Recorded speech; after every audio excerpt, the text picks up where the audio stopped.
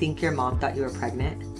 No, definitely. She's probably hoping that was pregnant, not being No, gay. she knew. If you saw me when I was that age, you would know it was not pregnancy. Like that, but it was like us kissing and, Nothing you can say, oh, that's not what it looks like. Yeah, I couldn't.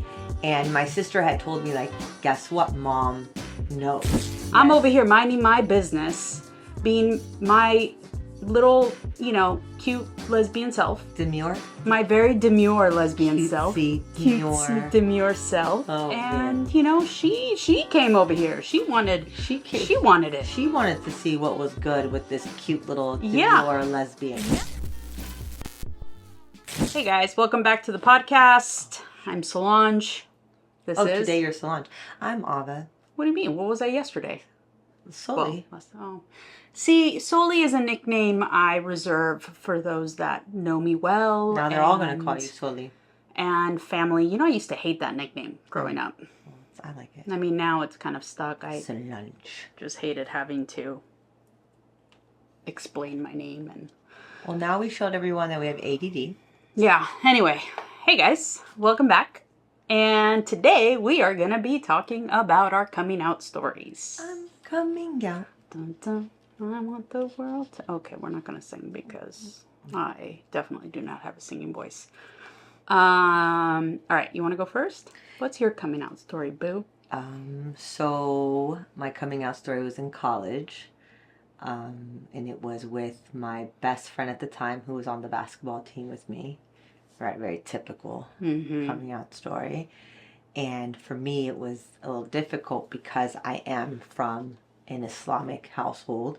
So being Muslim, that isn't, acceptable. And my mom is your very typical Muslim woman who prays 5 times a day and does Ramadan, and she's never had a sip of alcohol. So bringing homosexuality into our home was obviously frowned upon. And she took me to the mosque, and I knew how to read Arabic. I also knew the prayer. So when I had my first encounter with a woman, it messed with me mentally because religiously I knew it was wrong, right? So I battled that, for a while. And when her and I broke up, I started to date guys again because I thought it's the right thing to do, right? Because I didn't want to upset my mom. And then also my beliefs were that homosexuality was wrong. I always felt weird around girls. Like in high school, they gave me butterflies, whereas guys really didn't. And I didn't understand what that was. And back then it wasn't like I could go to my mom and tell her something like that because I knew it would be wrong, right? So then when I try to date guys again, I just didn't feel the same. I don't know, women just smell nice. Not that guys don't, it just wasn't, it wasn't my thing. Like Cool Water cologne just wasn't my thing. Wasn't cutting it. The Axe body spray.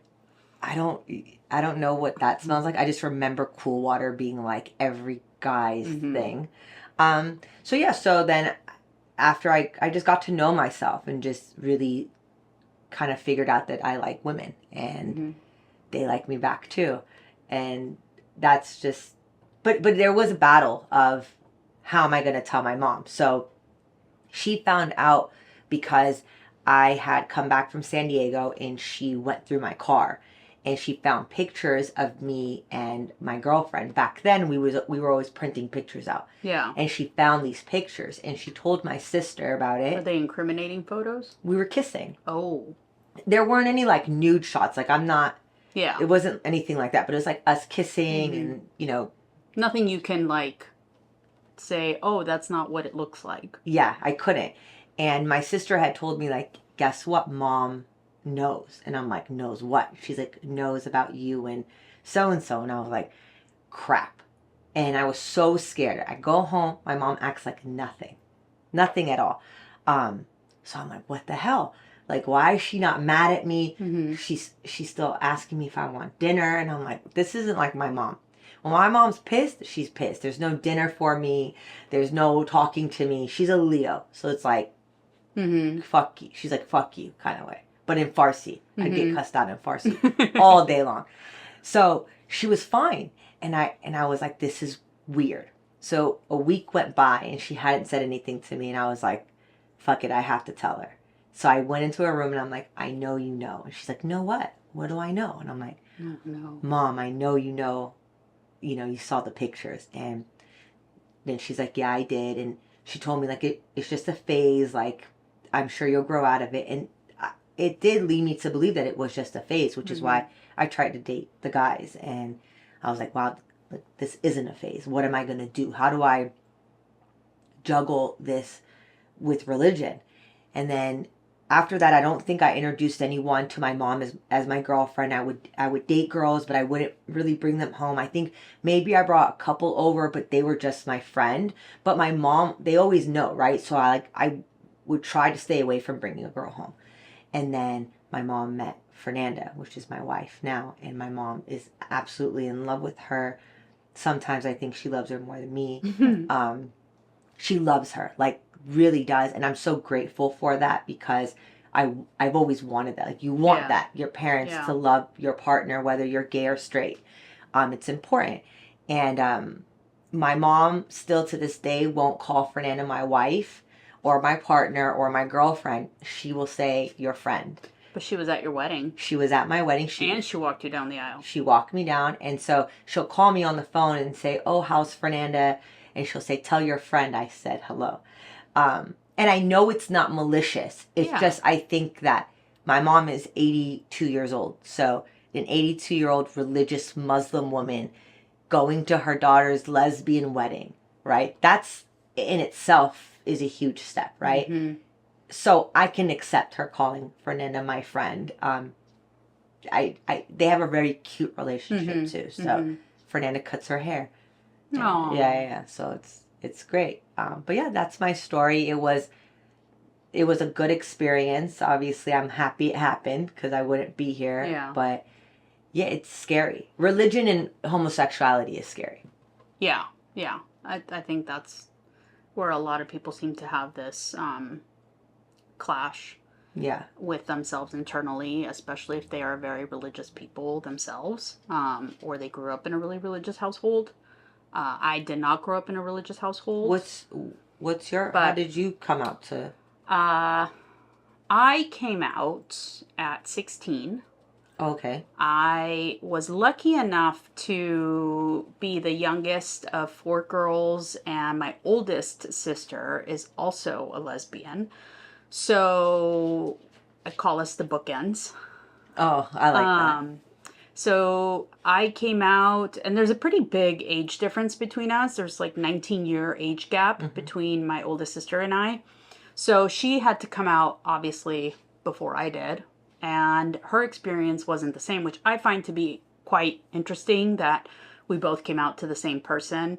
Even though we both had struggles, her experience was far worse than mine. My mom was a feminist, so she was very open and liberal and, all these amazing things. And when she left her country of origin, Chile, she came here for a better life for her and her children. So I think with that being said, she already had more of a open mind, like this, kind of mentality. But I think homosexuality was not part of that. Right. I don't think that was on our bucket list. Yeah. It was like, okay, you can maybe have more than one boyfriend, but I don't know if you're gay. I don't know if it's a woman. I don't know if gay cuts it. But yeah, so I came out at 16. I was in a really bad car accident. And when I ended up having to go see the doctor multiple times thereafter for checkups and whatnot. And I was in this really bad car accident with my first girlfriend and Becky with the good hair. And it was one of these appointments that I had to go see this doctor. And my doctor pretty much had told me, hey, listen, I went in before my mom went in, and she was like, listen, I spoke to your mom. She is really worried. She thinks that there are just these like weird things happening. And I'm thinking, like, what the hell could she possibly be thinking? Like, what are you talking about? And she's like, she thinks there are these weird things happening. And, I just think you need to tell her. And I was like, tell her what? And she's like, tell her that you're in a relationship with this girl. She thinks that this girl's making you do all these things that are not like character for you. And, you know, I really think that you should tell her. I think now's a good time. I'm going to bring her in. And I was like I froze. Like all my trauma came up and I just sat there and froze. Like I was like, I can't do that right now. Like, no, there's absolutely no way I can tell my mom that I'm gay. She barely even got through the threshold of the door and I'm already sobbing. And she came in and she basically forced me to come out. She was like, okay, Solange has something to tell you. And my mom was looking at me terrified. Do you think your mom thought you were pregnant?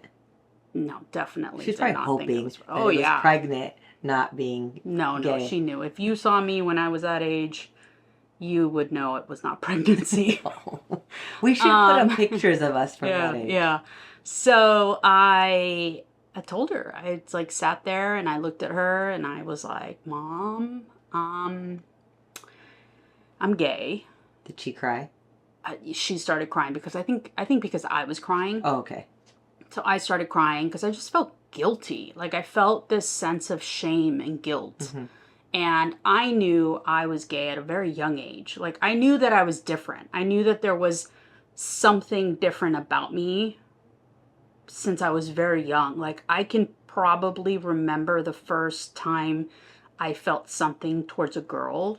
I was in like first grade. So you knew you were going to be a gold star from very early age. Yeah. Like I found myself having crushes on boys, but now looking back as I've gotten older, I realized that they weren't crushes. They were more like admiration. Like I admired these boys and these boys were able to like do the things that I wanted to do and they were able to like have the girls have crushes on them and I wanted that. Right. Like I wanted Susie in the corner to like me. So now you have Susie and Jennifer in the corner. My corner's full. No, I'm kidding. Girl. The bench is not full. So there's still room on the bench. No. At that time, my bench was not full. Oh. So I was like, I don't know, how old are you in first grade? 6? 6. Yeah, I was like 6. So I just remember like thinking, all right, there's something different about me and I don't know what it is. And my oldest sister, I knew like she was different too because she lived with her girlfriend and she always brought these women over and I would go spend the night at her house and she and her friend slept in the same room, in the same bed, and she would tell you the story better than I will because she remembers it a lot more clearly because she was older. But she'll tell you, like, I guess I would question her. Like, I'd be like, well, why are you two sleeping together? I could see that. Know? You would still do that to this day. Yeah, probably. So, yeah, so I ended up having a little bit of a support system in the sense that my sister, when I told her that I came out to mom and all this, and my mom's reaction was kind of like your mom, like just this panic, but also then trying to give you relief by saying, no, it's okay, sweetie, it's just a phase. Yeah. And I knew deep down it was not just a phase. Like, you thought, okay, yeah, maybe it's a phase. I was like, this is not a phase. There's no way this is a phase. Like, this is who I am. This is the way I was born. There is, like, nothing about me that wants to date a boy. Mm-hmm. And I tried. Thereafter, I went to prom with a boy. I dressed up, like, super girly. I wore a prom dress. Those pictures. It was terrible, boo. It was terrible. I looked like a drag queen. I doubt that. Oh, it was bad. It was bad. It was really we need those pictures. No, yeah, I think so. I think nobody needs prom to see pictures. That. No, yeah, but you probably look good in prom. During prom. Let's just say that I walked into prom and everybody who knew me in high school could not believe it was me. Like, they were just like, oh my, and I've never worn a shoe with a heel in my life. I wore open-toed heels. Did you get prom. A pedicure? I did. I got a pedicure. I wore a toe ring. What was the point of the toe ring? Because my mom had given me this stupid little toe ring, and our friend had said it looked like a watermelon seed because she went to prom with us. And a watermelon. I'm trying to look like, what is that? A watermelon seed on your toe? I'm trying to envision this toe ring. It was like a little jewel. I don't know. It was like I want to say it was like a little flower like jewel thing. I don't know. It was very out of character What for me. did your date think about your outfit? My date was... Okay, you're going to love this story. My date was actually this guy that I went to high school with, and he and I dated the same girl who happened to be a girl that you dated as well. It's so interesting, your track record of dating the same girl as other people, but you're not the problem. Everybody. Oh, but who dated them first? All right, you had Me. her first. There's a song for that. Yeah. I dated her first. I dated her first actually I was her first. I dated her first in this situation, like with this boy too. Oh, okay. And then he dated her. And then we became friends. And because we had a math class together. Oh, now I know who the girl is. I was trying to figure out who it was. Okay, I know now. And he, I guess, I don't know. I guess he thought maybe he was going to go to prom with her. I have no idea. But or maybe he was thinking of a throuple. No. See, you have that too. You have these throuples that you like to get into. No. She was a year older. You think. That doesn't change the fact that you were going to get into a throuple. No, this was not a throuple. He probably thought it was a throuple. No, he definitely knew this was not a throuple. We were not on speaking terms. I don't know. No. So he asked me. Get it right, girl. Actually, I might have asked him. I don't remember. I think I made him ask me. You made him ask you? I wrote him a letter and I was like, are you going to ask me or what? What's so interesting is I don't see that in your character. Well, I kind of had to make this happen for my mom. Okay, so then I so could like see for me it was like okay. So I had really short hair up until like 10th grade. Then I started to grow it out because I knew that I wanted to go to prom with a boy, have my hair, wear a dress, do the whole thing for her. And I did. I did it for her. And if you see the picture book that I made for her, like on the last page, I wrote like, it's not Halloween, it's just solely in a dress. We need to share these pictures. It was bad. But yeah, so I ended up doing that for her, and I tried to date boys, and it wasn't my thing. Like I was like, I can't do this. I am gay, and this is what it is. And my sister basically said, it's okay. Like, my sister's also a gold star. So we're both gold stars. You guys should get like a jacket. You know, like in golf when they win the Masters, they get the green jacket, the green coat. Right? I don't know. I'm not that kind of lesbian. Well, they get like a... I'm not a sporty one. They get a green coat. I don't think a lot of lesbians are sporty ones, to actually. And then you and your sister should get one. And it would like have like a gold star. Yeah, I thought you were gonna say the other ones, the oh my god, the varsity jackets, Letterman jackets. Yeah. I mean, we could go that route as well. And you two should pick a date out of every year. You guys go out and wear these jackets. Gold... to West Hollywood. Wherever you guys want to. Silver Lake, I heard, is now like the ground for lesbians. West Hollywood is not what it used to be. Listen, we had the best generation in West Hollywood. It was like the last of the Mohicans.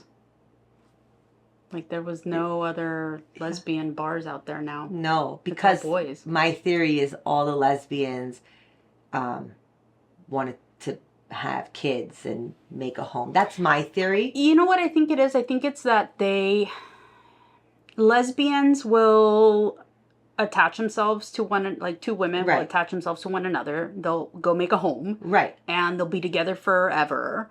And they don't go out. Like they go out in their small cliques of friends and their small groups, and they'll go to dinner or they'll go to like a friend's house for dinner, or they'll go maybe to a lounge or a bar to have a drink. But you don't go to a club. Like gay boys go to clubs. Because men in or out of relationships. They continue to party. Yeah.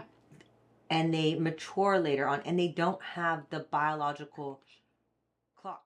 Lesbians, women, majority of them all at some point want to have kids. The majority of them, not all women. And that's why I think a lot of the scene has changed, because they are becoming homemakers. Whereas like men don't have that clock like we do. Not all women. Right? I'm not, because like you may not ever want to have children, and or I want kids, more kids. But I think that's what happens. The older you get as a woman, you just rather just stay home. Whereas a guy, No, he wants to go out. Whether you're straight or gay, he wants to go out. He wants to continue to party. He wants to see the go-go dancers, whether they're male or female or whatever tickles their I mean, buttholes. I do think that there are women, though, that are like that as well, who want to go out, whether they're in a relationship or not, and want to have a place to go to have a good time, to have some drinks, to listen to music, to watch some go-go dancers, to do all that, right? And we used to have that option. Yeah, okay, so you probably start to age out of clubs, probably in your late 20s, early 30s.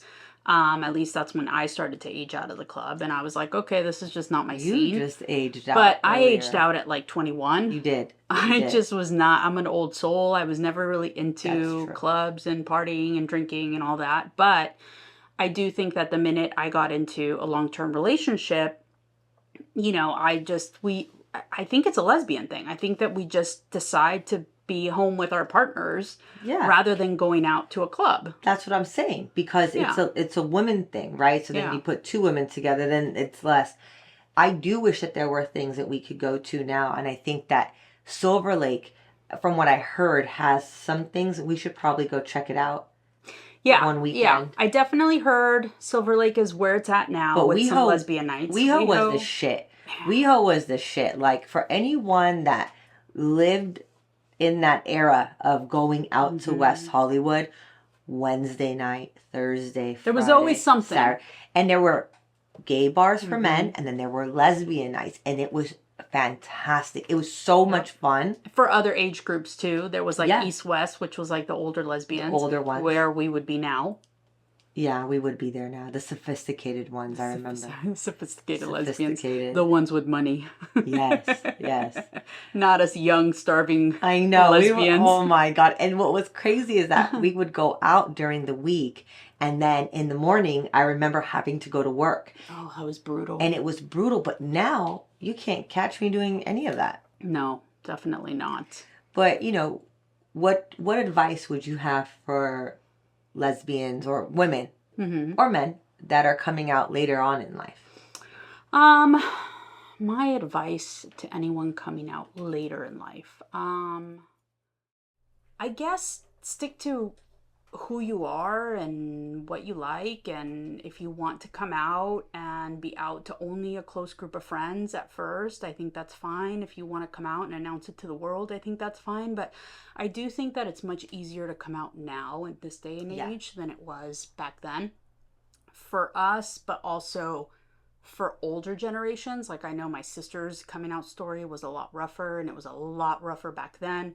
I remember I would get bullied, and I would have a lot of people talk shit to me coming out, because when I came out as a younger person, because it was not as talked about, not as open, and also I looked the way I looked, you know, like I am much more feminine now as a older lesbian. I don't know what I would call myself, but I wouldn't say older, but you know, a more mature lesbian. Thank you. Mature version of yourself. Mature version of myself. I do think I've gotten better with age. I think I agree. So I do think that you know, it's much easier now, but but who's to say what's easy for someone or not, right? Like, it could be very difficult for this person because of the community they're in, the culture that they're in, the, you know, friend group that they're in. Like, I abandoned my friends when I came out because I assumed they would not be okay with me. I created that crater between us, and I regret that, because then later they came to me and they were like, we would have accepted you. We loved you. And also, like, did you see yourself? Like, you know, it was kind of a given. We didn't think you were going to bring a boy around. And I was like, oh, okay. Well, I just thought it was me. Yeah, I mean, I agree with you. Just be true to yourself, and just know that even if it's hard for you to come out because of the community or the friend group that you may have, you'll always know who your real friends are. It's easier said than done, because it can get lonely, and loneliness is a horrible thing to experience. I remember experiencing that, not because of being gay, but I just remember I got bullied in middle school, and it did feel lonely, you know. And I'm not telling people these things because I don't understand their struggle. Everyone struggles their own way. Maybe their home life, maybe their parents might kick them out and they might struggle with their parents not speaking to them. Yeah. It's not easy. We just think it's a lot easier now than it was before. But there's a lot more like literature online that they could access that can give them the tools to help them cope with that and help them navigate those sorts of conversations with their friends and family. But I do think women are a lot more curious, and it's the whole curiosity kills the cat. And we have the cat. I don't know. I had a conversation with a friend, and I made a comment, and I said, he just doesn't know the power of a lesbian.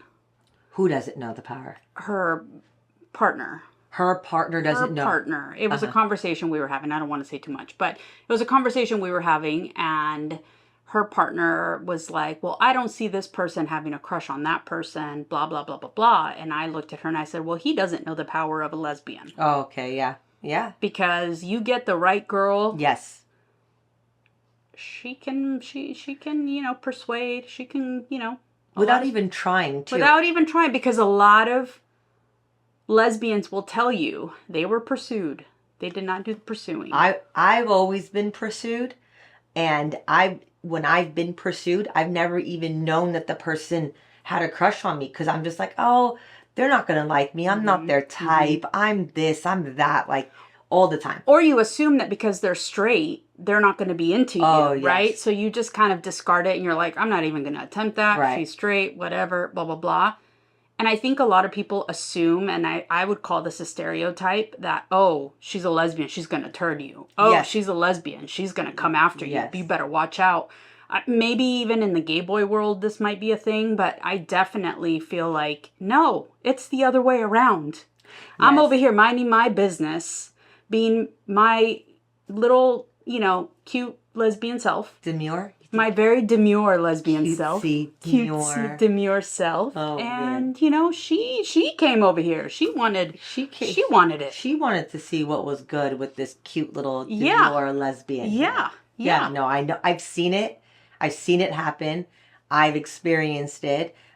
It's a real thing, and it happens. So you're absolutely right.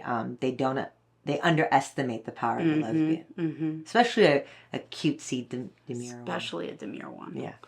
All right, so we're kind of rounding down on time. So I think what we're going to do is we had a little bit of too much fun doing our rapid fire questions last time that our producer cut us short on. And we want to finish them off because we had a really, we worked hard on these questions. Yeah. Thank you, Google. Thank you. No, thank you, Soli's brain. Well, mine. Yours were helped by Google. Yes. I had a lot going on this week. All right. So I'll finish mine and then you can finish yours. Sure. All right. Okay. So I'm just going to run through them. We don't have to do a timer. All right. Here we go. The producer didn't like that you vetoed the timer. Vetoed the timer. All right. Well, I think you'd get all these in under a minute because there's so many. All right, let's go. Do you have a special talent? Because you didn't answer that question last time. All right, what is it? No, that wasn't it's not an addendum to the question. It is. It's right under, there's a point. I can shoot the ball very well. Oh, I'm sure there are other things you can shoot very well.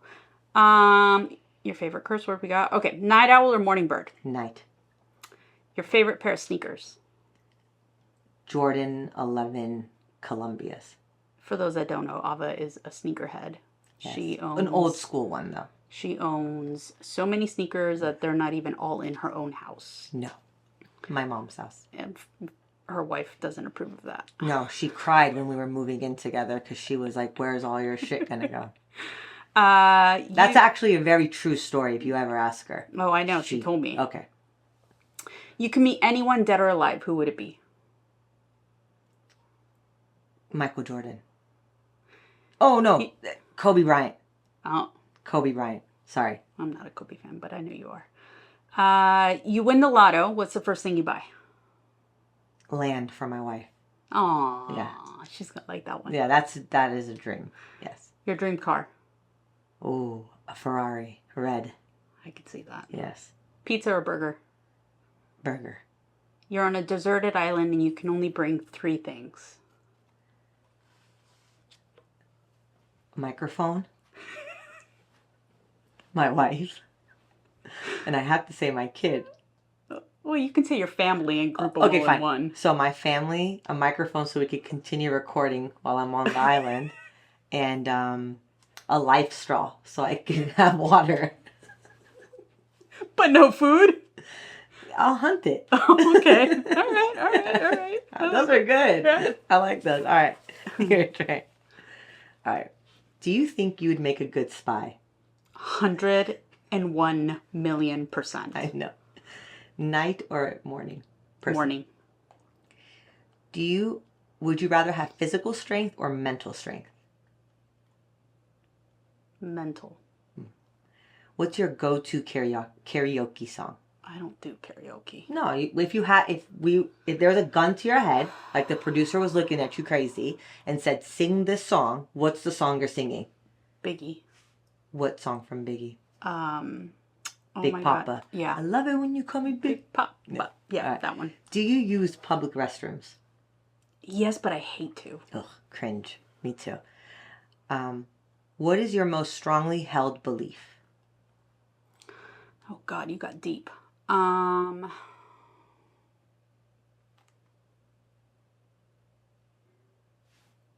Family is everything. What is your favorite holiday? Christmas. What's the worst present you ever received? Oh my God. I've gotten some really bad ones, but I can't remember them. Probably underwear. Really? Yeah, Wait, I mean, what would you okay. I mean, I've gotten bad ones. I just can't think of them, like on the spot. All right, I'm that's sure I'll fine. think of something later. What's your biggest flaw? My biggest flaw. Oh my God. Just one? Yeah. I can be a little stubborn. I'm a What's- Taurus. What secret about the universe would you want to learn? Life after death. And what are 3 things you admire about me? Oh, I know that one's not on there. Admire? Yeah, or that you love about me? Okay. Just 3. I would definitely say your loyalty. Like you're a ride or die. I would say your sense of humor. Because you're funny as fuck. Which is why we're doing this together. And I will say in general, your heart. Like you are such a good, loving, just wonderful human being. And you just always have the best of intentions with people. You're always like so worried about what people will, think of you in the sense that like you want to represent yourself and your family in like the best of ways. And I think that's a beautiful thing. You almost made me shed a tear. Aww. I had to think it through and talk myself out of crying. Because I am an ugly crier. But I'm a Cancer, so we're very sensitive. I know. But thank you, boo. All right. Well, All right. I think that's enough for this podcast. We are gonna leave it here, and we'll catch you guys on the next one. Episode 3. Episode 3, which I think might be about sex. I don't know. We'll see. We'll see what Let's happens. talk about sex, baby. Let's talk about, You and me. No, not together. This No, happened. never. Never. Never. All right. All right. All right. We'll leave it. Bye, Later, boos. boos.